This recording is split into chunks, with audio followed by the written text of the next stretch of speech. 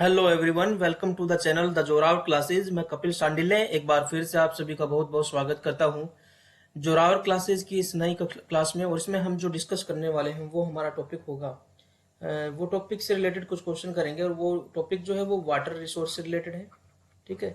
और water resource का topic जो है वो क्लियरली जो हमने आपको करवा भी दिया है पहले भी, ठीक है, कंटेंट कोर्स में ही प्रोवाइड कर दिया है। लेकिन बच्चों की एक डिमांड आई थी कि हर टॉपिक से रिलेटेड कुछ क्वेश्चन भी करवाए जाए। और मैंने भी यही कहा था कि अगर आप कंटेंट कोर्स को कवर कर चुके हैं या अपने आप से या किसी भी तरीके से, ठीक है, तो उसके साथ अगर आप क्वेश्चंस भी कर लेंगे तो वो सप्लीमेंट्री जो है क्वेश्चन आपको प्रोवाइड किए जाएंगे। तो वो उन क्वेश्चंस पे काम मैंने शुरू कर दिया है। तो ये क्वेश्चन आपको पीडीएफ के रूप में दे दिए जाएंगे, ऐप पे भी मिल जाएंगे आपको, ठीक है। जब ये कर लेंगे तो उसके बाद ये जो क्वेश्चन होंगे इसमें 2 से 3% ऐसा कंटेंट भी होगा जो फैक्ट होंगे, जो कंटेंट में नहीं डाले गए होंगे, ठीक है। तो वो फैक्ट आप यहाँ से उसके अंदर जरूर डालें, क्योंकि ये सप्लीमेंट्री पीडीएफ बनाई जा रही है। क्योंकि वो कोर्स जो है वो कंसेप्चुअल है बहुत ज्यादा। जब आपने वो चीज समझ ली है कंसेप्चुअल, तो 2 से 3% ही ऐसा पॉसिबिलिटी है कि कुछ फैक्ट जो है वो भी आपको प्रोवाइड किए जाएंगे, कहीं वो फैक्ट जो है पेपर में ना पूछ ले जाए। जब ये दोनों कंबाइन हो जाएंगे तो फुल फ्लैज आपका जो है नोट्स तैयार हो जाएंगे। चलिए शुरू करते हैं पहले क्वेश्चन से। वह कौन सी प्रक्रिया है जिसके माध्यम से पानी लगातार अपना रूप बदलता रहता है? तो ये तो आपको किया हुआ क्वेश्चन है।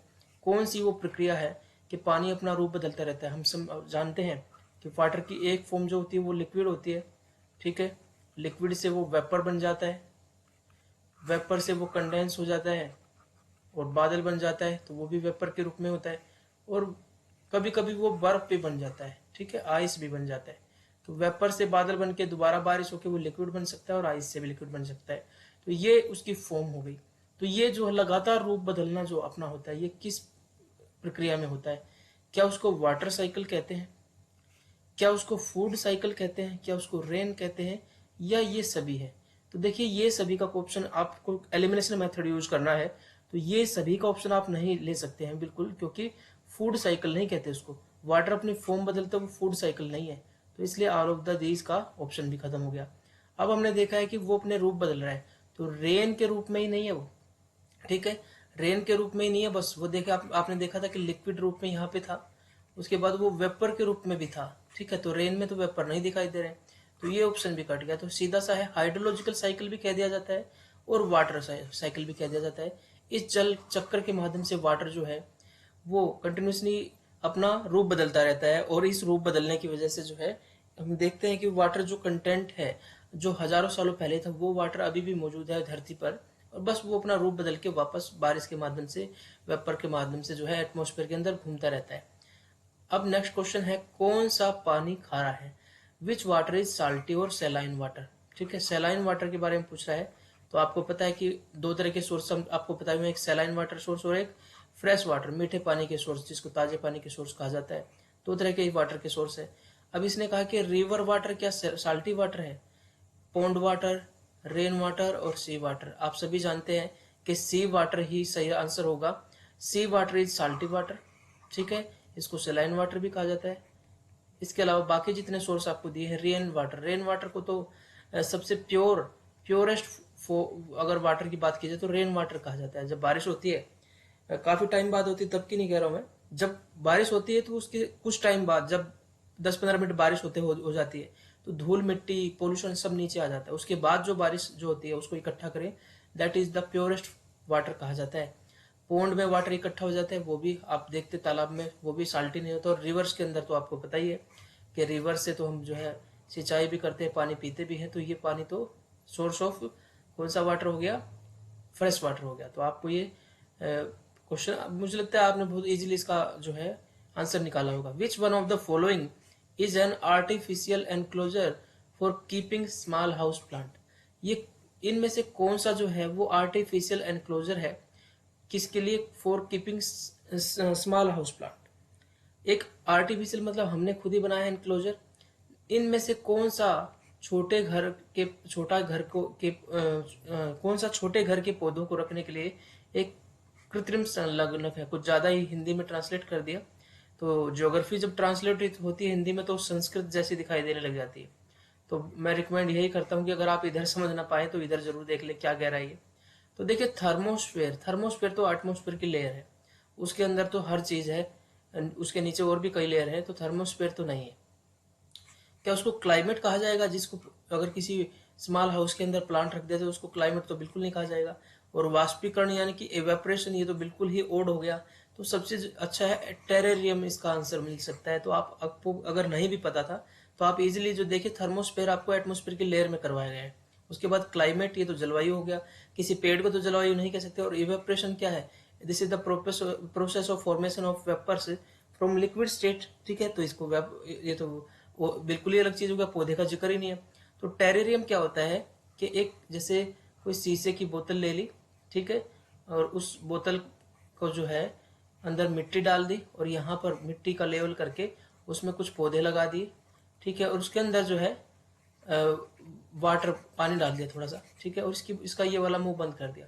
तो ये पौधे क्या करेंगे? अपनी ऑक्सीजन, कार्बन डाइऑक्साइड लेते रहेंगे और ऑक्सीजन छोड़ेंगे, ठीक है। और यही जो वाटर जो इनकी जड़ों में था, ये वेपर बन के इधर आएगा और वापस बन के इसमें गिरता रहेगा। तो लॉन्ग टाइम तक जो है वाटर वेपर बनेगा और वापस कंडेंस होकर नीचे आता रहेगा। तो पानी देने की जरूरत नहीं है। इस एनक्लोज्ड, उसको टेरेरियम कहा जाता है, जिसके अंदर जो है स्मॉल हाउस प्लांट को जो है उसके अंदर आर्टिफिशियल एनक्लोजर के अंदर रख दिया गया है। इसको टेरेरियम कहा जाता है। और इसके अंदर हमें वाटर चक्र दिखाई देता है, वाटर साइकिल दिखाई देती है। वाटर जो लिक्विड यहाँ पे था वो वेपर बन के आता है, ऊपर जाके कंडेंस होता है और वापस लिक्विड बन के नीचे आ जाता है। तो ये वाटर साइकिल का एक एग्जाम्पल है, जो वाटर दिखाता है कि जो वाटर यहाँ मौजूद था वो वापस फिर से वापस आ रहा है। अब देखिए, ये क्वेश्चन को थोड़ा सा ध्यान से सुनेंगे, पढ़ेंगे, क्योंकि ये क्वेश्चन थोड़ा सा ट्रांसलेशन में आप कंफ्यूज कर सकता है। सी वाटर कंटेन्स, समुद्र के पानी में होता है क्या? 97.3% ऑफ साल्ट। तो ये हमसे पूछ रहा है कि समुद्र जो टोटल नमक मिलता है, टोटल साल्ट जो हम बनाते हैं या हमें मिलता है, उसका कितना परसेंट समुद्र से मिलता है। तो इसका सही जो है मतलब इसको ऐसे समझने की जरूरत है कि total salt that is found on earth है, तो उसमें से कितना समुद्र के पानी में मिलता है। देखिए 97.3 ऑफ साल्ट जो है, जो हम प्रोड्यूस करते हैं, जो यूज करते हैं, उसका 100 में से अगर इतना परसेंट जो है केवल समुद्र के पानी से मिल जाता है हमें। बाकी तो फिर जो रिवर्स होते हैं, कुछ डेजर्ट एरिया में कुछ ऐसी रिवर हो जाती है जो कि सलाइन वाटर रिवर होती है, रिवर नहीं, कुछ झील हो जाती है, जैसे सांभर लेक है। सांभर लेक जो कि राजस्थान के अंदर है, तो वो भी उससे भी नमक बनाया जाता है। तो कुछ ऐसी लेक्स से भी बनाया जाता है, लेकिन सी वाटर के अंदर से ही सबसे ज्यादा नमक बनाया जाता है, दैट इज 97.3। बाकी ऑप्शन को इतना फोकस करने की जरूरत नहीं है, ठीक है। ये वाला जो फैक्ट है एक बार याद रखेंगे, 0.68, इसको बाद में बताएंगे कि ये क्या है। लेकिन हमारा आंसर मिल गया कि टोटल साल्ट का हम इतना परसेंट प्राप्त करते हैं समुद्र से। अब बात करते हैं नेक्स्ट क्वेश्चन की। नेक्स्ट क्वेश्चन कहता है which day of the year is celebrated as water day. तो ये बड़ा कंफ्यूजिंग है, 2 डे हमेशा एग्जाम में पूछे जाते हैं, क्योंकि वाटर कंजर्वेशन पे बहुत फोकस है और उस ऊपर से अर्थ का क्लाइमेट को और अर्थ को प्रिजर्व करने पे भी बड़ा फोकस है। तो 15 मार्च, क्या ये, नहीं 15 मार्च तो इसमें दिया ही नहीं हुआ है। ये देखिए, कुछ ऑप्शन तो आप निकाल सकते हैं। 26 जनवरी तो हमारा रिपब्लिक डे है, ठीक है, तो इस दिन कोई वाटर डे हमने सुना नहीं। उसके बाद 15 अगस्त जो है वो तो हमारा इंडिपेंडेंस डे है, स्वतंत्रता दिवस है, तो ये 2 ऑप्शन तो कट ही गए हैं। वर्ष के किस दिन को जल दिवस के रूप में मनाया जाता है, ये हम कर रहे हैं। अब रह गए हमारे पास 2 ऑप्शन, 15 जनवरी और 22 मार्च। तो आपको जो है ध्यान रखना है, ये 22 मार्च जो है इसको मनाया जाता है क्या? वाटर डे, ठीक है। इसको थोड़ा फैक्ट चेक करना, 23 मार्च है या 22 मार्च है, मुझे लगता है ये 23 मार्च पे है, कुछ मिस प्रिंटिंग हो रखी है, तो 22 मार्च। लेकिन नियर में यही आंसर है। अगर क्वेश्चन इस तरीके से फाल्टी भी हो जाता है तो इनमें से तो कोई ऑप्शन नहीं है, तो आपको नियर का ऑप्शन ही छाटना पड़ेगा। तो इसको थोड़ा करेक्ट करना, मुझे लगता है कुछ फैक्ट हो सकता है अलग हो, इसको देख लेना, ठीक है। अब देखिए, महासागरों में होने वाले मूवमेंट्स को, जो हलचल होती है महासागरों के अंदर जो हलचल होती है, उसको आमतौर पर क्या कहा जाता है? The movements that occur in ocean are broadly called as wave, circulation, water cycle। तो ये जो मूवमेंट होती है महासागर के अंदर, इसको क्या कहा जाता है? तो जल चक्कर तो कहा नहीं जाता, ठीक है। तो वो जो पानी की मूवमेंट होती है महासागर के अंदर, वैसे तो ये लहर भी हो सकती है, ठीक है, लेकिन अभी हमने क्या देखना है कि वाटर साइकिल इसमें नहीं है, जल चक्कर नहीं है, तो ऑल ऑफ द अबव भी नहीं होगा। तो यहाँ पर हम ओशियन सर्कुलेशन की बात कर रहे हैं, ठीक है। तो इसका सही आंसर होगा सर्कुलेशन। जो परिसंचरण, जो पानी का संचरण होता है महासागर के अंदर, वो अलग अलग रूप में हो सकता है, लहर के रूप में भी हो सकता है, ठीक है। उसके अलावा ओशियन करंट के रूप में भी हो सकता है, टाइड के रूप में भी हो सकता है। तो ये एक ऐसा कंप्रिहेंसिव टर्म होगी जिसके अंदर बाकी सारी टर्म आ जाएंगी। तो इसको हम सही आंसर का ऑप्शन बताएंगे। अब देखिए नेक्स्ट क्वेश्चन है, which is the Japanese word which means harbour waves. वो जापानीज वर्ड कौन सा है जिसका मतलब है हार्बर वेव्स, यानी कि पोत लहरें, जो पोत से टकरा के नुकसान करती हैं ऐसे लहरें। जापानीज वर्ड कौन सा है? Tsunami, sea wave, ocean wave, none of these दीज। तो देखिए हमने आपको बताया है कि एक वेव्स, बहुत ऊंची वेव्स उठती है समुद्र के अंदर। इसके बहुत सारे रीजन हो सकते हैं। एक तो हमने देखा था कि समुद्र के अंदर ही अगर पहाड़ में जो है लैंडस्लाइड हो जाती है तो बड़ा पानी, जो बहुत बड़ा पानी का जो अमाउंट है वो वहां से डिस्प्लेस हो जाता है, जिसकी वजह से सुनामी हो जाती है। इसके अलावा अगर समुद्र के नीचे अंडरग्राउंड जो है अर्थक्वेक आ जाता है तब भी जो है सुनामी वेव्स उठती हैं। तो ये सुनामी वेव्स जो है ना, इसमें टी साइलेंट है और ये जापान का जो है वर्ड है और इसमें टी साइलेंट है और इसका मतलब है हार्बर वेव, जो हार्बर से टकराती है। तो इसका सही आंसर हो गया क्या? सुनामी। तो हार्बर से टकराती हैं और वहां पर जापान में भूकंप बहुत ज्यादा आते हैं, तो वहां फ्रीक्वेंटली सुनामी आती रहती है, इसलिए जो है इसका नाम जो है हार्बर वेव्स यानी कि सुनामी रखा गया है। अब है एक सुनामी आई थी जो कि भारत के इंडियन ओशियन में भी जो है काफी थी, उसने तबाही मचाई थी। When did that come? तो when did tsunami strike in Indian Ocean? कब जो है उसने भारतीय महासागर से वो टकराई, उस पर हमला किया, या इंडियन ओशियन से जो है हिंद महासागर है ये, हिंद महासागर से वो टकराई थी, या भारत की कोस्ट से भी जो कब टकराई थी? ये बहुत अच्छा क्वेश्चन है, एग्जाम में आपसे पूछा जा सकता है, क्योंकि ज्यादा सुनामी इंडिया में नहीं आई कि वो फ्रिक्वेंटली आती रहती है, ऐसा नहीं है कि हर तीसरे चौथे साल आ जाती है। तो 26 दिसंबर 2004 की वो बात है जब भारत में जो है सुनामी आई थी और समुद्र का पानी किनारे तोड़कर अंदर घुस गया था सुनामी में, और तमिलनाडु के एरिया में और अंडमान के एरिया में जो है उस सुनामी ने काफी नुकसान किया था। ठीक है, तो एक और भी कई क्वेश्चन बनते हैं जो इसमें इंक्लूड किए गए हैं, वो भी आपको अभी बताने वाले हैं। देखिए सबसे बड़ी सुनामी लहर की गति, सबसे बड़ी सुनामी लहर जो देखी गई है वो किस गति से यात्रा करती है? लार्जेस्ट सुनामी वेव किस स्पीड में? वैसे तो कम स्पीड में भी आ सकती है, लेकिन जो सबसे बड़ी आज तक देखी गई है वो 700 किलोमीटर पर आवर की स्पीड से जो है, देखिए कितनी ज्यादा स्पीड है, एक हवाई जहाज की स्पीड हो सकती है ये। तो लेकिन जो सुनामी आती है वो समुद्र के अंदर ज्यादा ऊंची होती है, जैसे जैसे कोस्ट की तरफ आते हैं तो शैलो वाटर आ जाता है।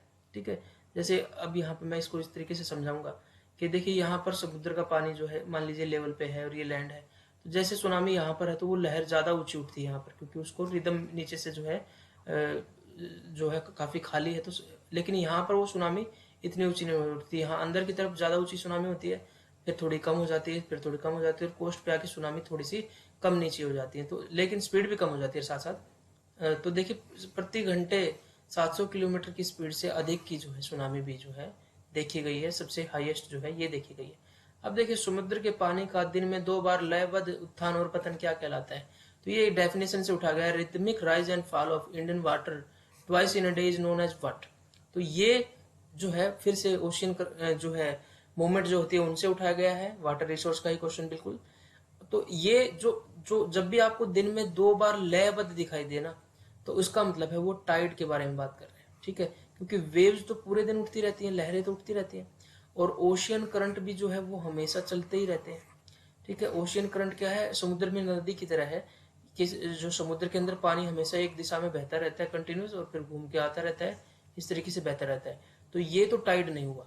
टाइड का मतलब है कि पानी का लेवल यहाँ पर था, ठीक है, और वो पानी का लेवल मान लीजिए ये जमीन है, ये कोई बीच है, ठीक है, यहाँ पर समुद्र का पानी इतना लेवल पे है, लेकिन जब टाइड आया तो समुद्र का पानी ऊपर तक उठ गया। दिन में 2 बार ऐसा होता है, टाइड आता है, ठीक है, वो हमेशा ऐसा नहीं होता, तो दिन में 2 बार होता है।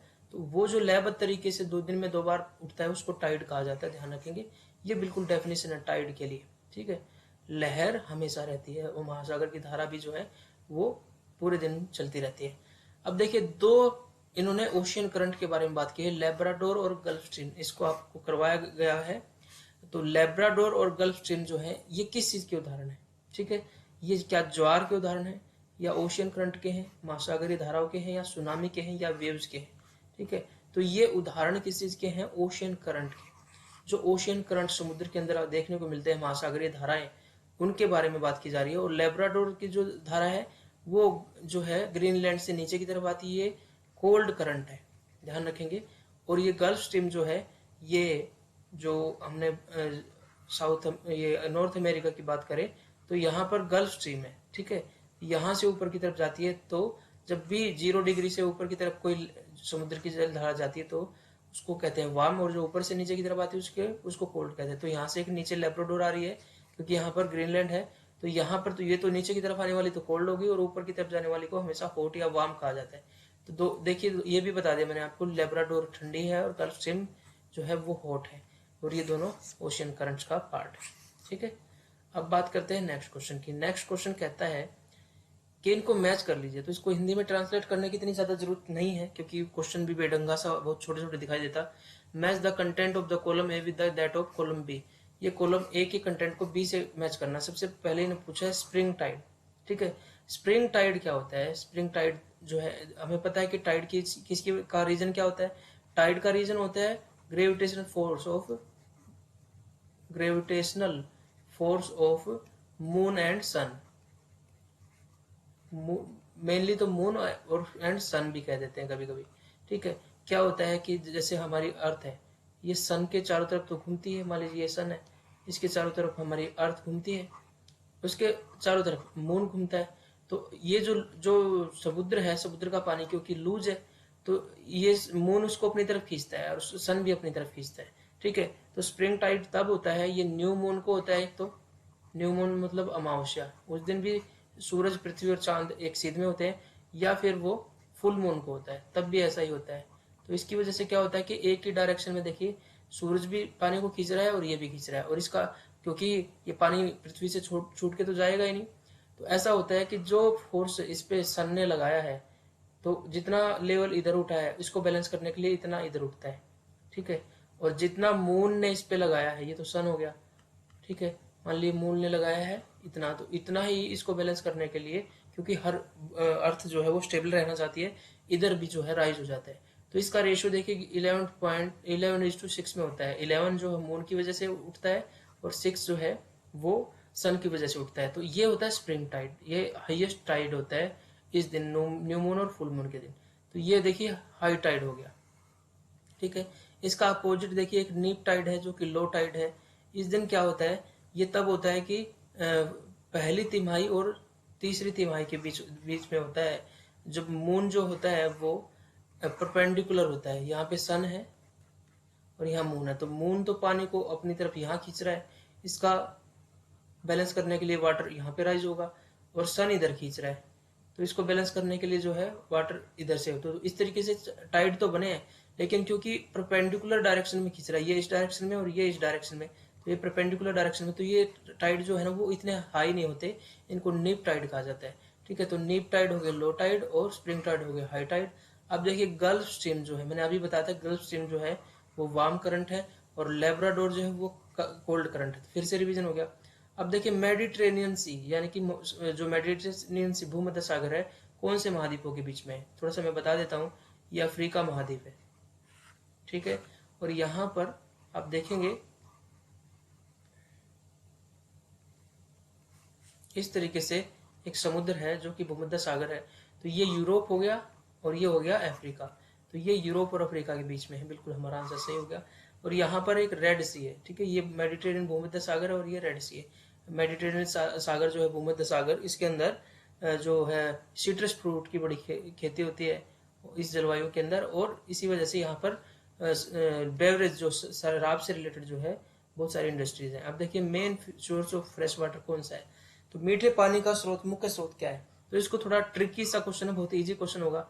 आप सबको पता है कि ओशियन जो होता है ना वो साल्टी वाटर है, सलाइन वाटर है। तो जहां पर ओशियन है उसको काटते चले जाइए। यहाँ पर ओशियन है तो ये भी काट दीजिए, इसमें ओशियन है, इसमें ओशियन, इसको काट दीजिए। ओशियन कभी भी फ्रेश वाटर नहीं दे रहा।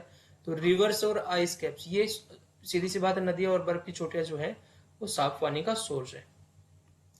नेक्स्ट क्वेश्चन कहता है कि महासागर और बर्फ की जो चोटियां हैं, कैप्स हैं, उनमें पानी का कितना प्रतिशत मौजूद है? अब about what percent of water is present in oceans and ice caps? देखिए ओशियंस का हमें पता है, ठीक है। हमारा जो मैक्सिमम वाटर है वो सलाइन वाटर है और वो 97% के आसपास है। कहीं कहीं इसको 97.3 भी कह देते हैं, ठीक है। लेकिन यहाँ पर इन्होंने कहा क्या पूछा है कि ओशियन का पूछा है। तो ये 0.3% जो है सैलाइन वाटर जो है वो लेक्स वगैरह के अंदर है। ठीक है, तो ओशियन का अगर देखें तो ये डाटा हमें याद रखना है। आपको एनसीईआरटी में भी दिया गया है और कोर्स में भी आपको बिल्कुल अच्छे से बात बता दी गई है कि 97% जो है वो ओशियंस के अंदर मिलता है और 2% जो वो आइस कैप्स के अंदर है। उसके अलावा जो है कुछ रिवर्स के अंदर है, कुछ लेक्स के अंदर है, कुछ अंडरग्राउंड है। ठीक है, तो इस तरीके से 100% फ्रेश 100% वाटर जो है उसमें से 97% तो सैलाइन ही है, तो उसके बाद 3% ही ऐसा है जो फ्रेश वाटर है। इसी वजह से वाटर है तो बहुत ज़्यादा अर्थ पे, लेकिन फ्रेश वाटर कम होने की वजह से वाटर जो है वो कम होता जा रहा है अवेलेबल।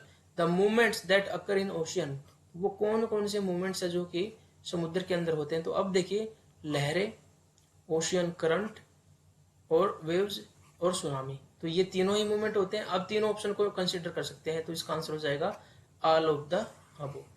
ठीक है, वहां पर एक ऑप्शन नहीं इंक्लूड हो रहा था, पहले भी ऐसा क्वेश्चन आया था, लेकिन ये तीनों ही हलचल जो है, मूवमेंट्स जो है, गतियां हैं, वो होती हैं महासागर के अंदर।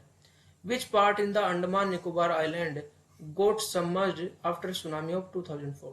तो ये क्वेश्चन मैंने कहा था कि अभी हम सुनामी पे एक दो क्वेश्चन और करेंगे, तो फिर से रिवाइज हो गया कि 2004 26 दिसंबर 2004 को इंडियन ओशियन में जो है हिंद महासागर के अंदर सुनामी आई थी, जो कि अंडमान से भी टकराई और तमिलनाडु से भी। ठीक है, तो अंडमान में वो कौन सा स्थान था जो कि डूब गया। ठीक है, डूब गया था। तो देखिए, हमने बताया कि आपको कई बार कि जो इंडिया है उसका मेन लैंड है, उसका साउदर्न मोस्ट पार्ट है केप कोमोरिन या कन्याकुमारी, लेकिन जो कंप्लीट लैंड है उसका साउदर्न मोस्ट पार्ट जो है, ये तो हमने बताया था का 8 डिग्री एंड 4 मिनट लैटिट्यूड जो उस पे है, एक 6 डिग्री 4 मिनट लैटिट्यूड पे, यानी कि इससे नीचे भी है, तो ये साउदर्न मोस्ट हो जाएगा, क्योंकि ऊपर नॉर्थ होता है और नीचे साउथ होता है। तो ये इसको कहा था हमने इंदिरा पॉइंट, और दूसरा नाम इसका एक और बताया था पिगमेलियन पॉइंट। ये पॉइंट जो है डूब गया था इस दौरान। ठीक है, पिगमेलियन पॉइंट जो है यही सही आंसर है। ठीक है, इसके अलावा वहां पर सैडल चोटी तो है ही, और केप कैमोरिन हो ही नहीं सकता, क्योंकि ये जो है ये मेनलैंड का पार्ट है। ठीक है, और हम बात कर रहे हैं किसकी, अंडमान निकोबार की, तो मेनलैंड में नहीं है ये। उसके बाद इंदिरा कोल तो नॉर्दर्न मोस्ट पार्ट है जो कि जम्मू कश्मीर में है इंडिया का। तो ये सारी चीजें आपको बहुत बार करवाई गई हैं, तो वहां से आप वैसे भी निकाल सकते हैं इसको अच्छे से।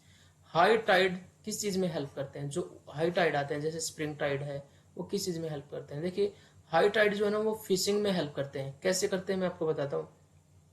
मान लीजिए पानी का लेवल समुद्र में इतना है और यहाँ पर जो है कोस्ट है, इतना पानी है बस। ठीक है, तो हाई टाइड जब आता है तो यहाँ पर क्या करते हैं, यहाँ पर हम एक स्ट्रक्चर क्रिएट कर देते हैं किसी भी चीज का, लोहे की स्ट्रक्चर ऐसे करके। तो अब क्या होता है कि जब पानी उठ के ऊपर आता है तो इसके अंदर पानी भर जाता है और उस पानी के अंदर मछलियां भी होती हैं। तो वो हेल्प करती हैं किस चीज में, आपको मछली पकड़ने में हेल्प करती है। ठीक है, मछली अपने आप यहाँ इकट्ठी हो जाएंगी।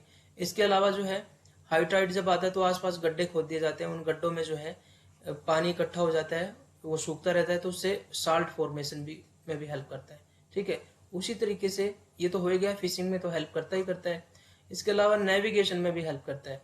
जैसे गुजरात में खासतौर से, गुजरात का जो एक बंदरगाह है कांडला, ठीक है, बड़ा मशहूर है कांडला बंदरगाह, तो वो गुजरात का बंदरगाह जो है वो टाइड पोर्ट है। ठीक है, क्योंकि क्या है कि समुद्र का पानी तो यहाँ पर है और वो पोर्ट जो है वो काफी यहाँ पर बनाया हुआ है। ठीक है, जब हाई टाइड आता है तो जहाज वेट करते हैं। ठीक है, और वेट करते हैं, जब हाई टाइड आता है तो वो वहां पहुंचते हैं। ठीक है, यहाँ रुकते हैं और वो वेट करते हैं, फिर से जब हाई टाइड आएगा तो इधर से खाली अपना सामान उतार के वापस जो है जलपोत जो है वापस आते हैं हाई टाइड के अंदर। तो नेविगेशन में भी हेल्प करता है। इसके अलावा इलेक्ट्रिसिटी जनरेशन में भी करता है। ठीक है, बिजली उत्पादन में भी ये हेल्प करता है। वो भी कैसे करता है वो बता देते हैं। देखिए, मान लीजिए ये समुद्र का लेवल है यहाँ पर और ये हो गया कोस्ट। तो जब यहाँ पर एक दीवार बना दी जाती है, ठीक है, जैसे बांध के अंदर बनाई जाती है, जब हाई टाइड आता है तो पानी इसके अंदर आएगा। ठीक है, जब लो टाइड हो जाएगा तो यहाँ से एक टरबाइन का जो है रास्ता खोल देंगे, उसमें टरबाइन घूमेगा, पानी जब वापस जाएगा नीचे गिरेगा तो टरबाइन के ऊपर से गिरते हुए जाएगा, तो इस तरीके से यहाँ इलेक्ट्रिसिटी बनेगी। लेवल यहाँ पे आ जाएगा तो यहाँ वाले टरबाइन को खोल देंगे और फिर यहाँ आ जाएगा तो यहाँ के टरबाइन को खोल देंगे। तो इस तरीके से जो है हाइड्रो पावर जो बनाने में भी हेल्प करता है। तो इसका आंसर हो जाएगा ऑल ऑफ द अबव। ठीक है, ये बिल्कुल बेसिक क्वेश्चन जो है क्रिएट किया गया है। आ सकता है इस तरीके का क्वेश्चन, क्योंकि कई ऑप्शन इसमें ऐसे हैं कि हम यकीन नहीं करेंगे कि बिजली भी बना सकता है tide, which one is the largest lake of the world, इनमें से कौन सी वो लेक है जो कि वर्ल्ड की लार्जेस्ट लेक है। ठीक है, तो आप इसका आंसर अपने आप से दीजिए, देखते हैं कि आपको पता है नहीं। मैं थोड़ा सा वेट करता हूँ आपके आंसर का, क्योंकि ये क्वेश्चन स्टैटिक जीएस का क्वेश्चन है और मैं एक्सपेक्ट कर रहा हूँ कि आपको ये क्वेश्चन आना चाहिए, क्योंकि ये बहुत ही कॉमन क्वेश्चन है। आप मुझे आंसर दीजिए, उसके बाद मैं आपको बताता हूँ कि ये आपका सही है या नहीं है।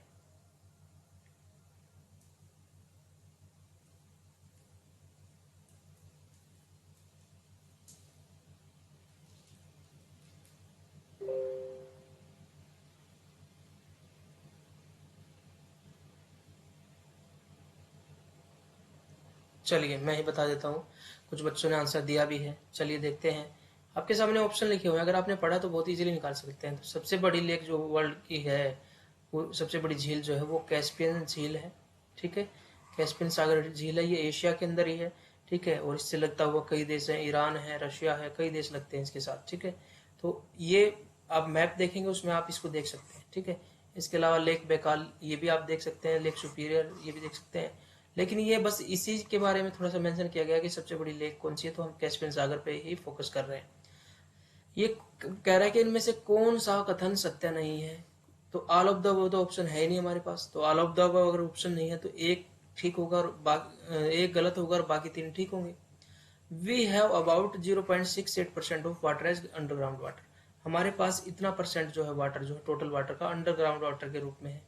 Ocean water is calm and still, जो ओशन वाटर है वो शांत होता है और स्थिर होता है, ये गलत हो गया बिल्कुल। ठीक है, अब हमने कहा था ये एक जगह पे डाटा आया, तो मैंने कहा था इस फैक्ट को याद रखना, 0.68%। तो टोटल जो वाटर है उसका 0.68% जो है वो अंडरग्राउंड वाटर के रूप में मिलता है, इसलिए इसको यहाँ पे मेंशन किया गया था। Tsunami can be caused by underground landslide, ये तो मैंने बता ही दिया कि कभी जो है अंडर वाटर में लैंडस्लाइड हो जाता है, तो वो पूरे बहुत सारे पानी को डिस्प्लेस कर देता है, और कभी कभी भूकंप की वजह से भी सुनामी आ जाती है। Tides are highest on full moon और न्यू मून, तो ये तो हमने बताया ही है। स्प्रिंग टाइड क्यों होता है, स्प्रिंग टाइड जो है उस दिन सूरज चांद पृथ्वी जो है फुल मून चाहे पूर्णिमा हो और न्यू मून अमावस्या हो, तो इनको सभी को जो है वो तीनों एक सीध में होते हैं, तो पानी को सिंगल डायरेक्शन में सन और मून ज्यादा खींचते हैं, जिसकी वजह से वो हाईएस्ट टाइड होता है। तो ये भी ठीक है। तो हमसे इन्होंने पूछा कौन सा है, नॉट ट्रू, तो ये तो ठीक है, ये भी ठीक है और ये भी ठीक है, तो ये तो गलत हमने निकाल ही दिया है। समुद्र का पानी तो बहुत सारी हलचल दिखाता है, waves, tides, tsunami, ocean current, कितनी सारी चीजें दिखाता है। अब फिर से ऐसा ही क्वेश्चन इसने क्रिएट किया है कि कौन सा कथन इनमें से सत्य नहीं है। Which statement is not true, cold current carry water from lower latitude to poles, ये क्या ठीक है? तो आपको जब ओशन करंट आपको बताए गए हैं, तो आपको एक चीज बताई गई है कि 0 डिग्री पे बहुत ज्यादा गर्मी होती है, क्योंकि सूरज की किरणें सीधी पड़ती हैं। ठीक है, और पोल पे तापमान कम होता है। ठीक है, तो पानी कहाँ गर्म होगा, यहाँ पे गर्म होगा। तो ये कह रहा है cold current carry water from lower latitude, ये लोअर लैटिट्यूड है और ये हायर लैटिट्यूड 90 डिग्री, ऊपर भी 90 डिग्री पोल है। तो लोअर लैटिट्यूड से जो पानी आएगा, क्योंकि यहाँ गर्मी ज्यादा इधर आएगा, तो वो वार्म वाटर होगा, ध्यान रखेंगे। और ये क्या कह रहा है कि लोअर लैटिट्यूड से पोल्स की तरफ, हाई लैटिट्यूड की तरफ ठंडा पानी आता है, गलत बात है। ठंडा पानी इधर से इधर जाएगा। ठीक है, तो यही गलत है। Tide helps in generating electricity, बिल्कुल ज्वार बिजली पैदा करने में मदद करते हैं, तो ठीक है। Warm currents carries water from low latitude to pole, ये ठीक हो गया। देखिए हमने बताया कि warm current low latitude 0 degree की तरफ से आते हैं और पोल की तरफ आते हैं, ये ठीक हो गया। ठीक है, और ये कोल्ड हो गया, तो ये तो बिल्कुल ठीक है। The source of salt in ocean is from land, तो देखिए वैसे तो हम कहते हैं कि साल्ट का जो जनरेशन कर रहे हैं उसका 97.3% हम जो है ओशन से लेते हैं, लेकिन ये ओशन में आया कहाँ से? इतनी हजारों नदियां पानी बहा के लाती है और लैंड की चट्टानों में से साल्ट घोल घोल के अपने साथ लाती है, और हजारों लाखों सालों से उस साल्ट को जो है समुद्र के अंदर लाके डाल दिया है। ठीक है, लैंड से रिवर आ रही है, अपने साथ बहुत सारा साल्ट लेके आ रही है और समुद्र के अंदर लाखों सालों से डाल रही है। तो सोर्स जो है साल्ट का वो लैंड से है, जो ओशियन में आया है। ठीक है, ये भी ठीक। ठीक है, अब हमारे सही आंसर क्या हो गया कि ये वाला गलत है और यही हमें ढूंढना था, ये हमारा, बाकी सब ठीक है। तो ये हमने 20 क्वेश्चन डिस्कस किए, बड़े बेसिक हिस्से क्वेश्चन थे। अगर आपको इसमें कोई दिक्कत हुई तो फिर से उस टॉपिक को पढ़ लीजिए, दूसरी बार आपके क्वेश्चन गलत होने की गुंजाइश नहीं रहेगी। ये क्वेश्चन इस तरह के सिंपल से क्वेश्चन आ सकते हैं एग्जाम में, ठीक है। दूसरा थोड़ा सा ये ध्यान रखिए कि एक चीज मैं आपको जरूर बताना चाहता हूं कि आप मान लीजिए टीचर की तैयारी कर रहे हैं, ठीक है, और आप सोच रहे हैं या तो केवीएस में अप्लाई करेंगे या एनवीएस में, नवोदय विद्यालय में अप्लाई करेंगे, ठीक है, या डीएसएसबी के थ्रू कई डिपार्टमेंट की वैकेंसी निकलती है जिसके अंदर जो एमसीडी है उसमें भी आता है, एमसीडी 3 एमसीडी के अंदर आता है, फिर एक न्यू दिल्ली म्यूनिसिपल कॉरपोरेशन अलग से है, और उसके साथ साथ जो है डायरेक्टरेट ऑफ एजुकेशन में भी वैकेंसी, 3 डिपार्टमेंट में वैकेंसी यहाँ निकलती है, ठीक है, और भी कई डिपार्टमेंट में वैकेंसी निकलती है। तो वैकेंसी एक साल में एक बार आती है या 2 साल में एक बार आती है, तो आप 2 साल वेट करते हैं और एक ही दिन अपना सारा फ्रस्ट्रेशन, नर्वसनेस दिखा के कभी कभी पेपर को गलत कर देते हैं। तो मेरी आपको सलाह ये है कि आप मेन टीचर की तैयारी कर रहे हैं उसको तो करते ही रहिए, लेकिन बीच में कुछ और वैकेंसी निकलती है, जिस तरह से क्लर्क की वैकेंसी निकल आती है या फिर एसएससी की वैकेंसी निकल आती है और कई चीज़ों की वैकेंसी, बैंक की वैकेंसी निकल आती है, तो उनको जरूर भरें, क्योंकि इनकी वजह से आपका कुछ तैयारी का पार्ट जो है वो होता रहता है, ठीक है। और उसका रीजन ये, उसका एक फायदा ये होता है कि आप देखिए रीजनिंग उसमें भी करके जाते हैं, ठीक है, मैथ उसमें भी करके जाते हैं, इंग्लिश उसमें भी करके जाते हैं, जीके उसमें भी करके जाते हैं।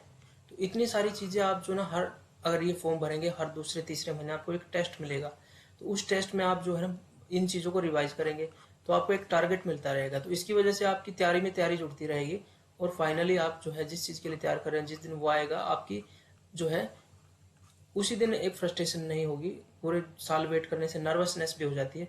आपको एक कंडीशनिंग, साइकोलॉजी में आपने पढ़ा होगा, कंडीशनिंग होती है, ठीक है, आपको जो है समायोजित किया जाता है उस माहौल के अंदर, वो माइंड की कंडीशनिंग हो जाएगी और आप अच्छे ट्रेनिंग कर लेंगे।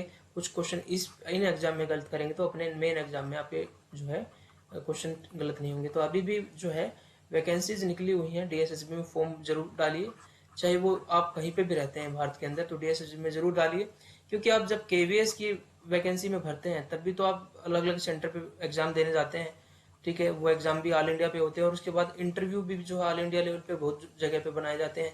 तो जब ये काम आप कर सकते हैं तो ये भी जरूर कीजिए, क्योंकि ये भी बहुत अच्छी सैलरी के साथ वैकेंसी, क्योंकि ए क्लास जो है वो सिटी में काउंट होती है दिल्ली, तो मैक्सिमम एचआरए मिलता है और यहाँ टीए भी मिलता है बहुत ज़्यादा, ठीक है, 3600 रुपये टीए मिलता है, प्लस में उसका डीए भी दिया जाता है, उसमें देखिए 27, अभी 31% हो जाएगा, इतना परसेंट हो जाएगा, तो ये भी लगभग 5000 के आसपास पहुंच जाएगा।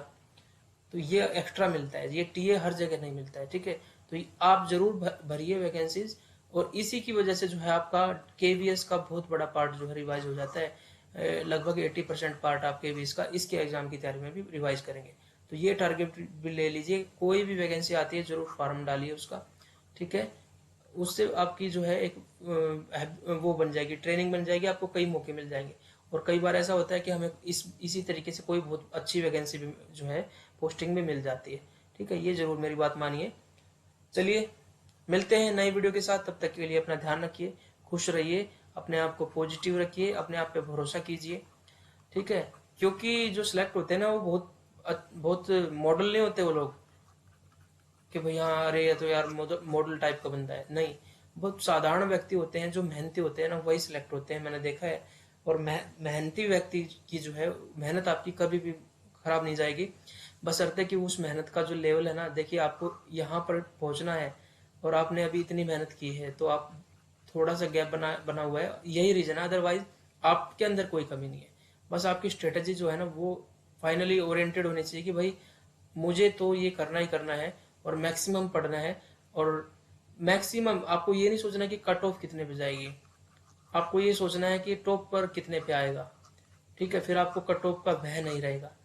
टॉपर भी तो आप कट ऑफ की सोच रहे हैं, मान लीजिए 120 पे आती है और टॉपर को 160 आए, तो आप यहाँ की सोच रहे हैं तो आपको 118 आ गए तो, या 119 आ गए तो, पेपर थोड़ा ऐसा आ गया तो आप 160 नहीं तो 150 की तो सोचिए कि टॉपर 160 पे आएगा, मैं तो उसके आसपास पहुंचूंगा, फिर आपको कौन मेरिट से निकाल पाएगा, ठीक है। तो थोड़ा सा अपने तैयारी का लेवल हाई पे ले जाइए। चलिए मिलते हैं नई वीडियो के साथ, तब तक के लिए अपना ख्याल रखिए, जय हिंद जय भारत।